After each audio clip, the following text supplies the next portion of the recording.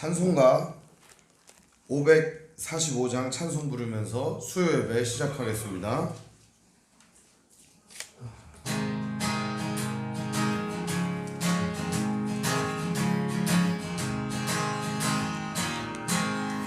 이 눈에 아무 증거 아니 배여도 믿음만을 가지고 선을 걸으며 이 귀에 아무 소리 아니 들려도 하나님의 약속 위에 서리라.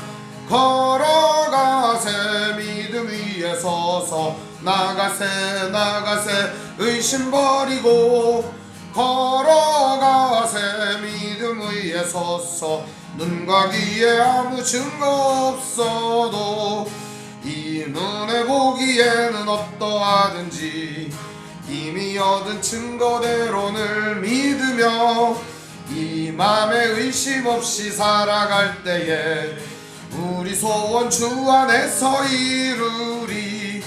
걸어가세 믿음 위에 서서 나가세 나가세 의심 버리고 걸어가세 믿음 위에 서서 눈과 귀에 아무 증거 없어도 주님의 거룩함을 두고 맹세한 주 하나님 아버지는 참 미쁘다.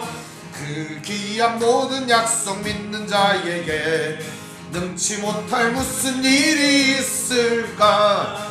걸어가세 믿음 위에 서서 나가세 나가세 의심 버리고 걸어가세 믿음 위에 서서 눈과 귀에 아무 증거 이 눈에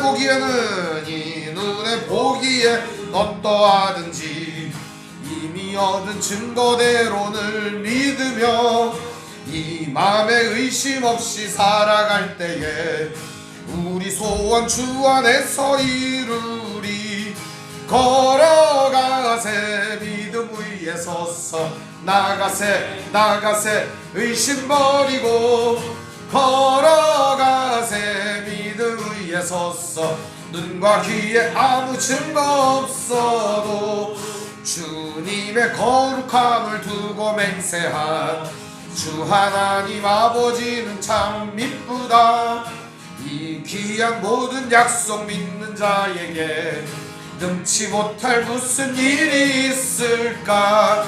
걸어가세 믿음 위에 서서 나가세 나가세 의심 버리고 걸어가세 믿음 위에 서서 눈과 귀에 아무 증거 없어도. 아멘. 기도하겠습니다. 하나님 아버지 감사합니다. 오늘도 주님 은혜 속에 하루를 살게 하시니 감사합니다. 아버지 하나님, 오늘도 3일밤 예배로 예배하게 됨을 감사드립니다. 함께 예배하며 원근각처에서도 방송으로 함께 예배하는 성도들에게 은혜를 더하여 주시고 함께 이 자리에 참여하지 못하는 성도들에게도 같은 은혜를 허락하여 주옵소서. 오늘 함께 하나님 말씀 나누고자 합니다. 우리의 마음과 영혼이 주님 안에 하나 되는 시간 되게 하옵소서. 예수님의 마음을 품는 시간 되게 하옵소서. 예수님의 이름으로 기도합니다. 아멘. 오늘 말씀은 마태복음 11장 7절에서 본디 19절까지인데요. 12절까지의 말씀을 보겠습니다.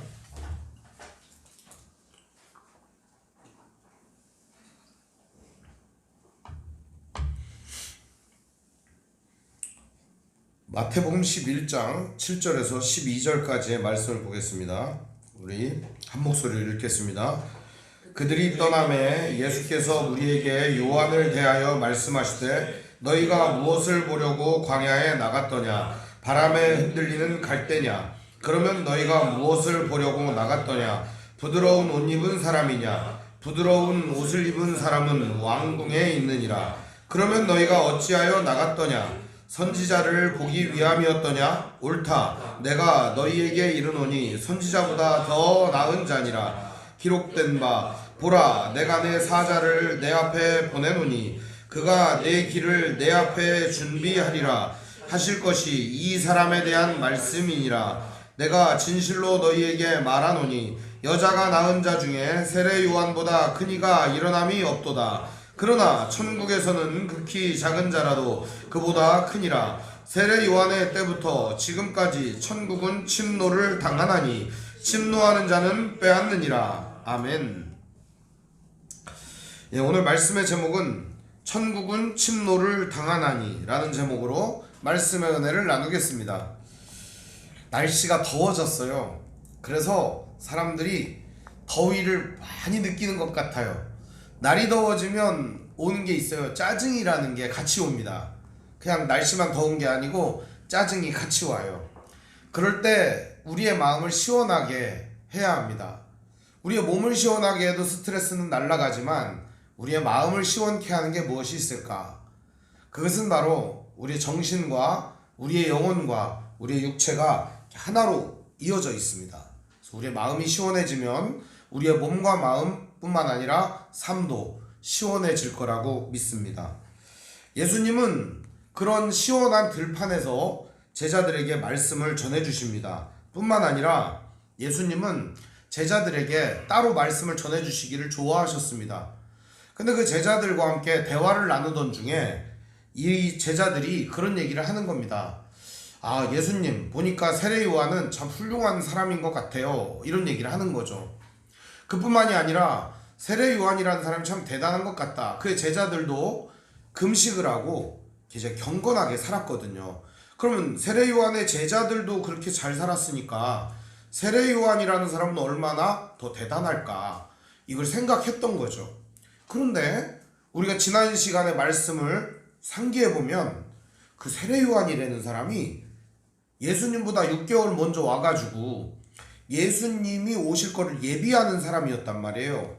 광야에 외치는 자의 소리로서 예수님 온다, 너희들 예수님 오신 걸 준비해야 된다, 이런 얘기 했단 말이에요. 그런데 그 세례 요한이 아니 오실 예수님이 당신이 맞는 거예요? 이러면서 의심을 하는 거예요. 우린 지난 시간에 예배 마치고서도 그 얘기를 한 겁니다.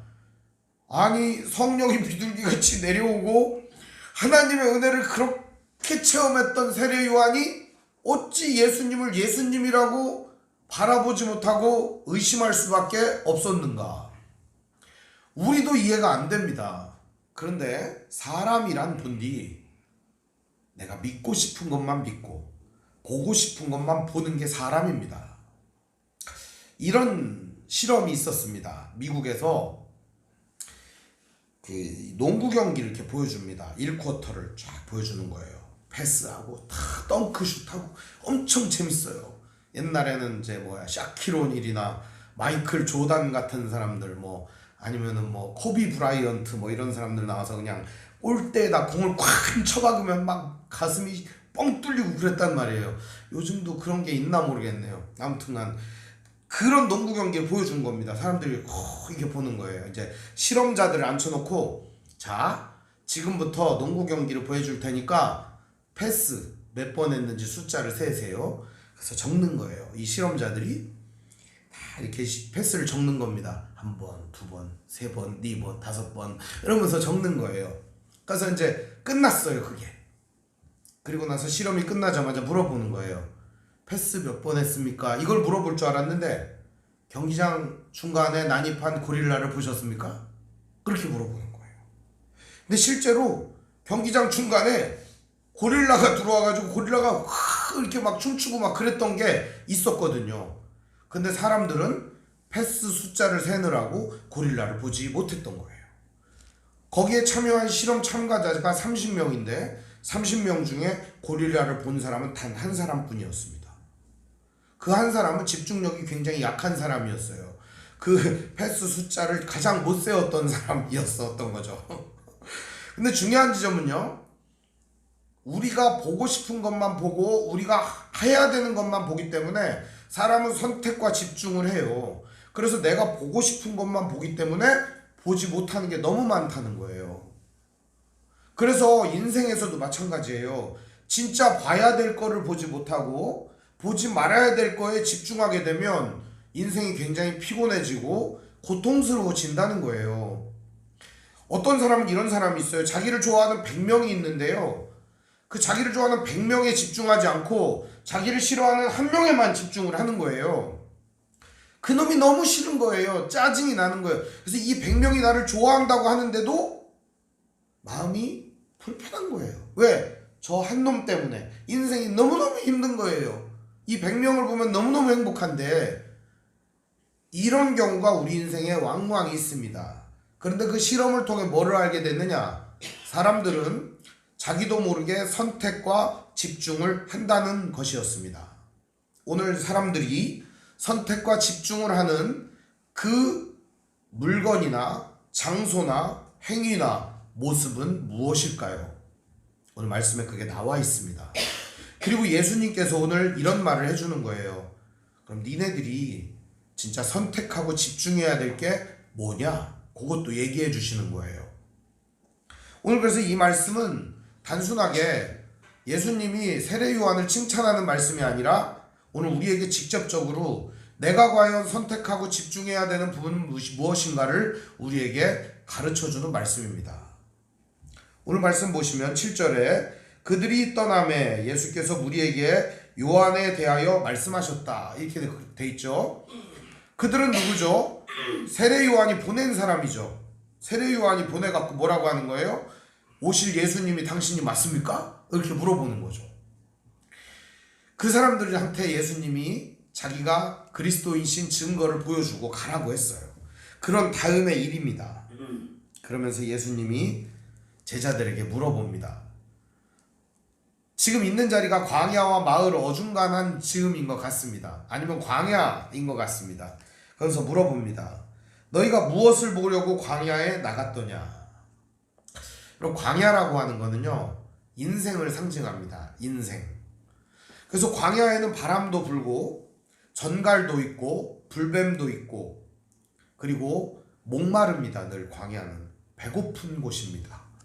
인생이라고 하는 것은 목마르고 배고프고 힘든 것이 인생이에요. 그래서 우리네 인생을 광야라고 얘기합니다. 여러분 뭐 하면은 배불러요? 밥 먹으면 배부른가요? 또 안 먹어도 되는 건 아니잖아요. 또 배고프잖아요. 목마르죠? 물 마셔요? 또 목말라요. 그것처럼 우리가 무엇을 하더라도 참된 만족이 없는 곳이 바로 인생인데요. 그 인생을 광야하고 똑같다고 비교를 해보면 좋을 것 같아요. 우리는 이런 광야 같은 인생을 살고 있는데 예수님이 이렇게 말합니다. 너희는 뭘 보려고 광야에 나갔느냐? 이 말은 너희들은 광야 같은 인생에서 무엇을 보고 있느냐? 그런 얘기인 거죠.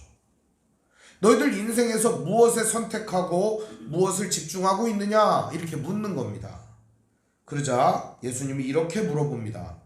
바람에 흔들리는 갈대냐? 이게 무슨 말이냐면 광야에 나가면은 광야에 바람에 흔들리는 갈대가 군데군데 있는 거죠. 오아시스도 있고 그러니까. 그런데 그거를 보려고 나간 거냐? 그런 거 찾으려고? 한번 생각해 보세요. 인생을 광야를 살다가 보면은 찾는 게 하나가 있어요. 뭘 찾죠?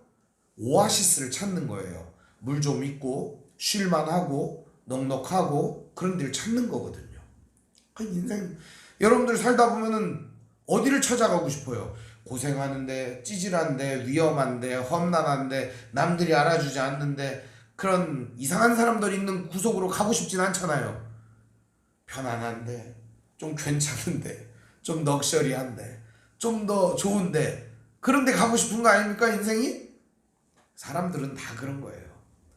흔들리는 갈대 같은 오아시스를 찾는 거죠. 사람들이. 그런데 찾아가는 거예요. 너희들은 인생 속에서 그런 거 찾니? 물어봅니다.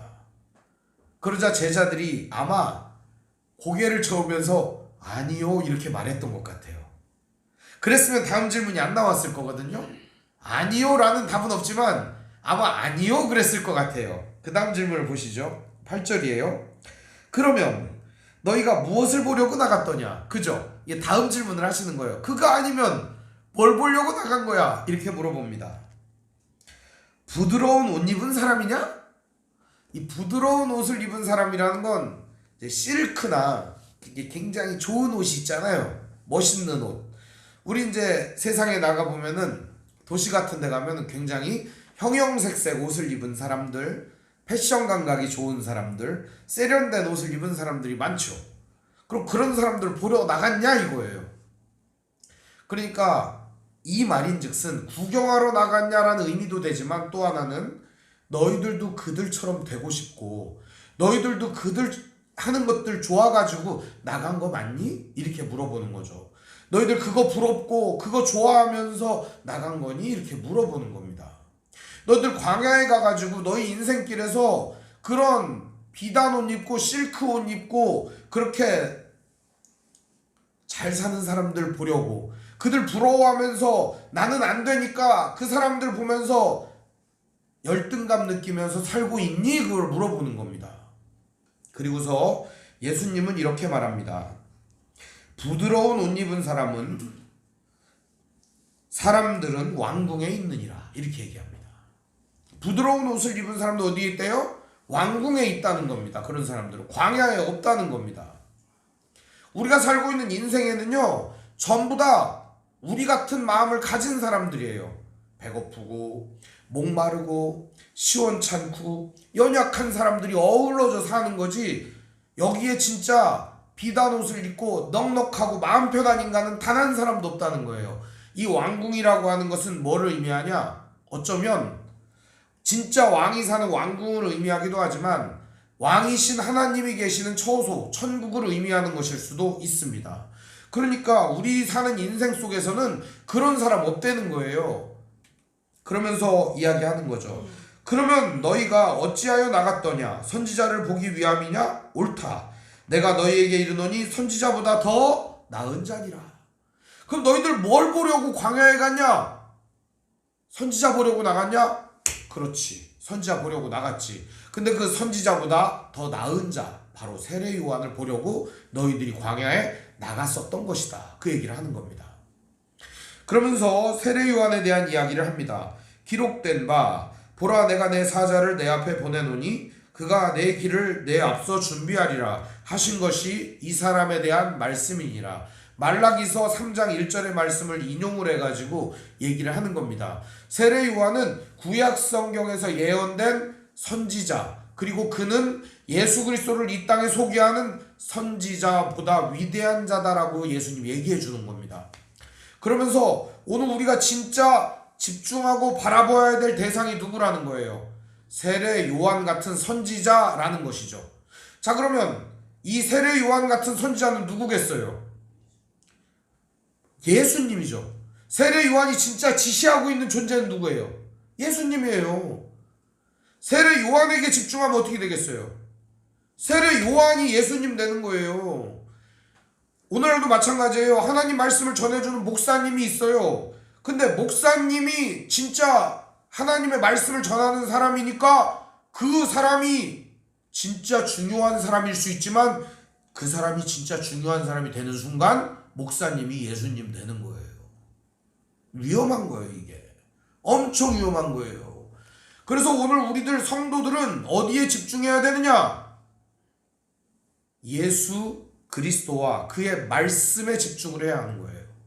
다른 데 흔들리지 않기 위해서. 물론 목회자가 전해주는 말씀이 귀하죠. 중요하죠. 그래서 그 말씀이 진짜 그러한가 아닌가를 성도들이 믿음의 눈으로 바라볼 수 있어야 합니다. 신앙이라고 하는 것은 무조건 믿는 게 아니에요. 하나님의 말씀을 보고 이 말씀이 그러한가를 생각해 보는 겁니다. 예수님께서는 오늘 세례 요한이 바로 여자가 낳은 자 중에 가장 위대한 자다, 이렇게 얘기를 합니다. 우리 11절을 같이 읽어볼까요? 시작. 내가 진실로 진실로 너희에게 말하노니 여자가 낳은 자 중에 세례 요한보다 큰 이가 일어남이 없도다. 왜 그랬을까요? 세례 요한은 누구를 이 땅에 소개하는 사람이었어요? 예수 그리스도를 소개하는 사람이었어요. 여자가 낳은 모든 사람들 중에 세례 요한만큼 위대한 일을 하고 있는 사람이 없는 겁니다. 그럼 오늘날 세례 요한보다 위대한 사람들이 있을까요? 없을까요? 있어요. 누가? 바로 우리가 세례 요한보다 위대한 일을 하고 있는 거예요. 우리는 누구를 소개하고 있죠? 예수 그리스도를 소개하고 있으니까요. 어쩌보면 우리는 예수님을 잘 알 수 없었던 세례 요한보다 더 위대한 일을 하고 있는 거예요. 그리스도 예수를 그의 오심과 생애와 죽으심과 부활과 승천과 다시 오실 재림하실 예수님을 우리는 소개하기 때문에 세례 요한보다도 더 위대한 사역을 맡고 있는 겁니다. 우리가 여자가 낳은 자 중에 세례 요한보다 위대한 이가 없었습니다. 그러나 이렇게 얘기합니다. 예수님은 그러나 천국에서는 극히 작은 자라도 그보다 크니라. 두 가지 의미가 있어요.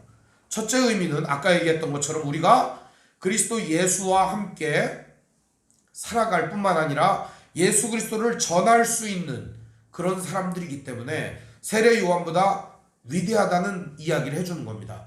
두 번째는 좀 더 발전된 이야기인데요. 세례 요한은 인간으로서 살아갈 수 있는 최고의 삶을 살다 죽었습니다. 예수님을 전하는 인생을. 그런데 우리들은요, 성령이 우리 안에 들어오셔서 하나님과 동행하는 삶을 살게 됩니다. 뿐만 아니라 우리들은 성령이 오셔서 우리를 그리스도 예수님처럼 만들어 주십니다. 이 불완전하고 연약한 모습이 예수님처럼 변화되는 겁니다. 그래서 천국에 들어가는 모든 사람들은 불완전한 세례 요한보다 훨씬 더 큰 자가 되는 겁니다. 이런 개념의 이야기인 겁니다. 이게 그러니까 단순하게 세례 요한보다 천국에 있는 사람들은 위대하다 이런 얘기가 아닌 거예요. 그러면서 예수님은 매우 중요한 얘기를 해주십니다. 12절도 같이 읽어볼까요? 세례 요한의 때부터 지금까지 천국은 침노를 당하나니 침노하는 자는 빼앗느니라. 원래 이 침노라고 하는 말은 강제로 들어가다 혹은 강제로 모여 들어가다 이런 말입니다. 그래서 세례 요한이 침노를 당한다 이런 얘기를 하는 거죠. 근데 이 세례 요한 얘기뿐만 아니라 천국 자체가 침략을 하는 사람이 들어간다는 거예요. 그럼 천국은 뺏는 사람이 들어간다는 의미 아니겠습니까? 그죠? 오늘 말씀 그런 얘기입니다. 조금 더 가볼게요. 여기 보면은 천국은 침노를 당하나니 이 말이 원래 비아조라는 말이에요. 강제로 들어가다 그런 의미예요. 근데 좀 더 가보면 침노를 하는 자는 빼앗느니라 이렇게 돼 있어요. 그 침노를 하는 자는 그 비아조의 어떻게 보면은 명사형이에요. 난폭한 사람, 폭력적인 사람, 원기왕성한 사람을 의미해요. 그래서 이 말은 비아스테스라는 말인데 천국에 들어가는 자, 이 침노하는 사람은 누구냐? 폭력적인 사람, 혈기가 왕성한 사람, 강력한 사람 이런 뜻이에요. 그런 사람이 어떻게 한대요? 빼앗느니라 이렇게 돼 있잖아요. 빼앗는다는 말도 취한다, 가진다 이런 의미도 있지만 선택한다는 개념이 있어요. 그 안에 선택한다. 조합하면 이게 무슨 말이냐면 천국에 강제로 들어가는 자가 있다는 겁니다. 그런데 그 강제로 들어가는 자는 어떤 자래요? 천국을 선택하는 사람이라는 거예요. 그거를 취하는 사람이라는 거예요. 오늘 이 말씀을 정리하면 이렇습니다. 인생에는요, 오아시스 같은 데를 찾는 사람들이 있어요. 편안한데, 좋은데. 멋있게 사는 왕궁에 사는 사람들을 찾는 사람들도 있어요. 매우 호의호식하면서 떵떵거리면서 누가 부럽지 않은 그런 인생을 사는 사람들도 있어요. 근데 그런 것들을 추구하며 사는 사람들도 있다는 거예요. 그런데 천국에 들어가는 성도들은 천국을 그렇게 선택한다는 겁니다. 그리고 그거를 뺏으려고, 거기를 취하려고 그거를 선택한 사람이라는 거예요. 한마디로 얘기하면 오아시스 같은 삶을 추구하는 것도 아니고 고운 옷 입은 삶을 추구하는 것도 아니고 남들이 원하는 성공과 지위의 위대함을 추구하는 것도 아닙니다. 오직 주 예수 그리스도를 추구하는 사람이 되는 것입니다. 천국을 침노한다는 게 다른 의미가 아닙니다. 선택을 하는 겁니다. 오늘 우리들은 선택의 기로에 놓여 있어요. 우리 인생은 광야 같지만 많은 선택의 여지가 있어요. 오늘 여러분은 무엇을 선택하면서 지금 살아오셨어요? 우리가 선택할 게 많아요. 오아시스 같은 삶도, 그리고 우리 삶에 고운 옷을 입고 정말 잘 되는 삶도, 또 내가 성공하고 내가 멋있게 되고 내가 엄청나게 높은 지위를 받고 사람들에게 인정을 받는 존재가 되는 것도 우리는 선택을 해왔을지도 모릅니다. 그런데 진짜 성도가 선택을 해야 되는 삶은 무엇일까요? 예수 그리스도와 세례 요한의 그 삶을 선택해야 된다는 것입니다. 사랑하는 성도 여러분, 천국이 침노를 당한다고 했는데 세례 요한의 때부터 지금까지 그 그리스도를 붙들고 취하고 하나님을 선택한 사람들이 바로 천국을 빼앗는 사람이 되는 겁니다. 천국을 소유하는 사람이 되는 겁니다. 오늘 여러분은 무엇을 선택하고 무엇을 소유하기를 원하십니까? 무엇을 갖고 싶습니까? 진짜 여러분이 원하는 게 뭐예요? 무엇을 가지면 행복할 거고 무엇을 이루면 행복할 것 같습니까? 그리스도 예수를 얻으면 참된 행복이 있습니다. 예수 그리스도를 선택한 사람들에게만 주어지는 천국의 기쁨과 평안함과 위로와 안정감이 있습니다. 이 삶이 진정한 성도의 삶이요, 성도의 선택인 겁니다. 오늘 여러분의 인생에 이런 평안과 기쁨과 감사와 그리스도 예수 안에 누리는 천국이 펼쳐지기를 주님의 이름으로 축원드립니다. 기도하겠습니다. 사랑과 은혜가 풍성하신 아버지 하나님, 은혜와 사랑을 감사드립니다. 세상에는 좋은 거 많고 괜찮은 거 많고 더위에는 시원한 거 찾고 우리가 원하는 것들이 얼마나 많은지 모릅니다. 좋은 것들을 찾아 헤매는 많은 사람들은 광야 같은 세상에 더 좋은 길을 찾아 헤맵니다. 그러나 여전히 목마르고 여전히 배고프고 여전히 고통스러운 삶뿐입니다. 오늘 그리스도 예수를 선택하고 하나님의 나라를 선택하고 하나님의 귀한 말씀과 복음을 선택한 우리 성도들의 인생 가운데 하나님 함께하여 주셔서 날마다 천국의 삶을 허락하시고 감사와 평안이 넘치는 삶이 되게 하시고 기쁨과 은혜가 충만한 삶이 될 수 있도록 아버지 하나님 인도하여 주옵소서. 우리 주 예수님의 이름으로 기도합니다. 아멘. 광고 말씀을 드리겠습니다. 오늘 함께 예배하신 모든 분들 주님의 이름으로 환영합니다. 우리 옆사람과 인사하겠습니다. 사랑합니다. 사랑합니다. 오늘 함께 예배하신 모든 분들 주님의 평안이 가득하길 바랍니다. 하나님의 말씀인 성경을 가까이 두고 매일 읽으시고 기도로 하나님과 교제하시고 말씀대로 사랑하며 사시기를 바랍니다. 목회자의 경건을 위해 기도해 주시기 바랍니다. 정치 지도자와 남북관계를 위해서 기도해 주시기 바랍니다. 가난한 자들과 소외된 자들을 도우며 기도하시기를 바랍니다. 선교사님과 가족을 위해서 기도해 주시기 바랍니다. 아픔과 고통 중에 있는 성도를 위해 기도해 주시기 바랍니다. 묵상과 전도를 생활화하시기를 바랍니다. 우크라이나 전쟁 종식과 산불 피해자들을 위해서 기도해 주시면 좋겠습니다. 예배를 대면 예배로 드립니다. 아직까지는 이제 여러 가지로 상황이 안 좋으니까요. 천천히 교회도 신앙 회복을 일상 회복하듯이 하면 좋겠습니다. 밥도 천천히 먹고 교회 모임도 천천히 하고 이렇게 하면 좋을 것 같아요. 매일 성경 565가 나왔습니다. 한 부씩 가져가시면 좋겠습니다. 우리 주님 가르쳐 주신 기도로 마치겠습니다. 하늘에 계신 우리 아버지 이름을 거룩하게 하시며 아버지의 나라가 오게 하시며 아버지의 뜻이 하늘에서와 같이 땅에서도 이루어지게 하소서. 오늘 우리에게 일용할 양식을 주시고 우리가 우리에게 잘못한 사람을 용서하여 준 것 같이 우리 죄를 용서하여 주시고 우리를 시험에 빠지지 않게 하시고 악에서 구하소서. 나라와 권능과 영광이 영원히 아버지의 것입니다. 아멘.